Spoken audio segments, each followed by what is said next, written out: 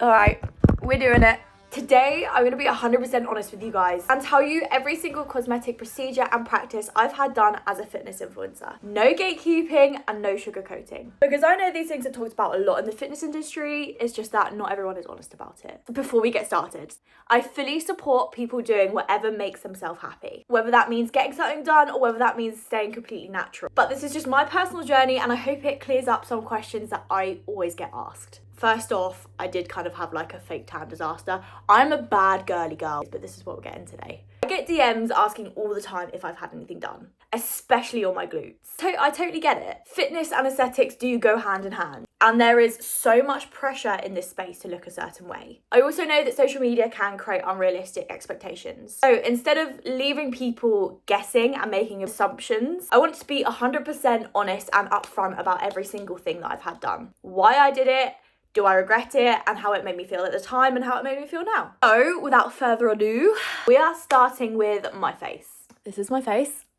This is she. How do I even start this? I'm going to start off with my lips. I was way too young. I was so insecure about my lips. To be fair, I did have teeny tiny lips. I'll try and find a photo and put it here. When I was, I want to say 18, I first got lip filler, and I definitely made a mistake of going to someone who wasn't an actual nurse doing it. Like, I just went to a random aesthetics person and kind of thought, yes, you'll be good, you'll do it, and it did not go well. Anyway, so they kind of left my lips like droopy. So then it wasn't until about like 2 years ago I actually got them dissolved.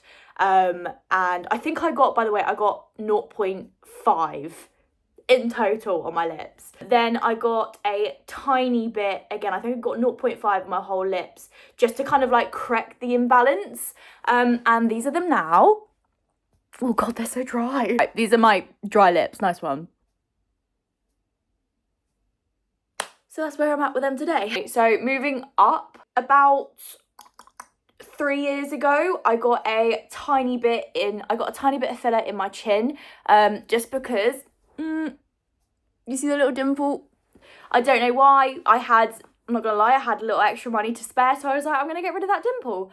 Completely silly, did not need to get it done at all. So in a way, I do regret it because it was just a waste of money, if I'm honest. And here I am 3 years later with the exact same thing again. So, you know, that's that. My nose is, as well as my lips and my teeth, are probably like my biggest insecurities. I've definitely got my dad's nose. Basically, I didn't like the fact that this bit came lower on my nose bit kind of like it drooped a bit, and I didn't like how that looked. So basically what I did about, again, I'd say 3 years ago, I got a non-surgical rhinoplasty.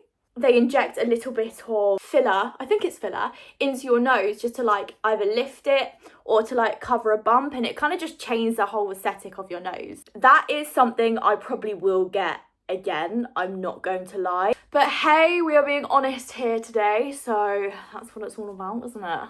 Botox. So I actually haven't had it for probably like a year now. No, half a year I would say. But I did used to get it quite regularly, and I used to get it to be preventative. I didn't get it because I wanted to change anything with my face or I wanted to be like this or anything. I got it to prevent signs of aging down the line. The only reason why I've stopped getting it is just because it was just so much money, and my dog just went through loads of operations and I just don't have that extra cash flow right now. And it's just a little bit unnecessary to be doing. It was only a luxury that I could afford at the time, and it's something that I'm willing to cut out right now. I don't get that done anymore, but that will definitely be something that I will get done in the future. That is everything that I've had done on my face. Moving to my body.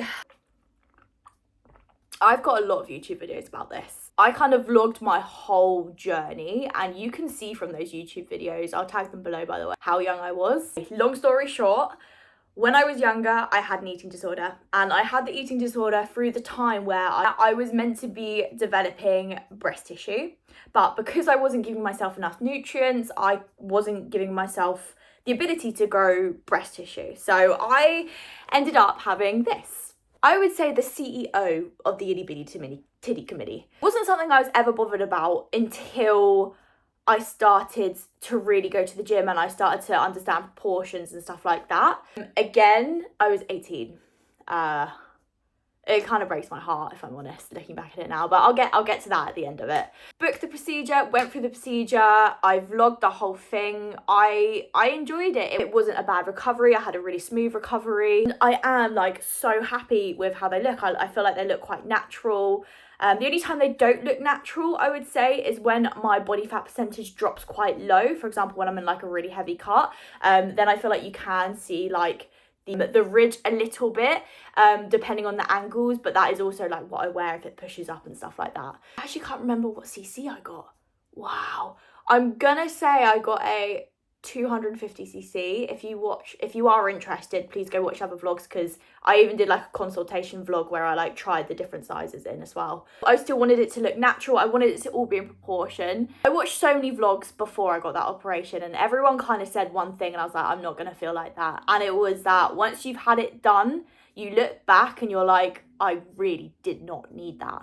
Like, I really did not need that. Like, now I look back at my itty bitty titties, I'm like, they were actually so gorgeous. Like, they actually were. Like, and I'm not just saying that to be preachy. Like, they actually were gorgeous. So I wish that I could have just accepted myself, and I wish I could have been like, I am okay like this and I don't need this. But then I don't regret it at the same time. I'm gonna quickly show you my scars as well, because I feel like that's important to show you. You do get scars from it. So you have a scar here. And we have a scar here. The boobs do naturally fall over those scars, so you can't see them, but I do think it's important for you to know that there probably will be scarring. Right, so that's that one. On to the juicy BBL. Have I had a BBL? Everybody wants the BBL accusations until you actually get them and you don't have it. I have been having a lot, especially with my recent glute growth, a lot of BBL accusations. Abel posted me the other day and most of the comments were people saying, but she's got a BBL. I've got nothing against people that get BBLs, can I just add this? But I do have a problem with people who get BBLs, aren't honest about it, and then sell programs about it. Like, this is how I got this bum, by doing this. I have a problem with that. Everything else, I have zero problem with. Like, I can't have a problem, you know? I got the girls done.